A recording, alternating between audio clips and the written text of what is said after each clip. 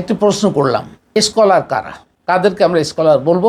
যারা মানব রচিত পুস্তক পড়ে সার্টিফিকেট নেয় তারা, নাকি যারা আল্লাহর কোরআনের জ্ঞানের উৎকর্ষিত আকলের অধিকারী তারা?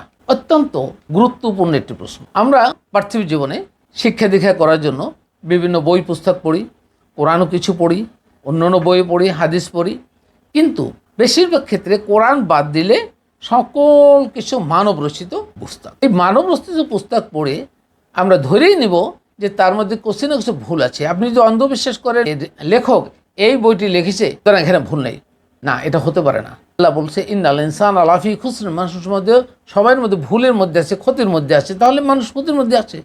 সুতরাং আপনি কোরআন পড়ে নিজে আপনার আকলকে উৎকর্ষিত করুন, তাহলে আপনার অন্য কোনো স্কলারকে অনুসরণ করতে হবে না, আর স্কলারকে মানাও দরকার নেই। যে যতটুকু জ্ঞান অর্জন করবেন তার ইমানের গভীরতা তত বেড়ে যাবে ইনশাল্লাহ।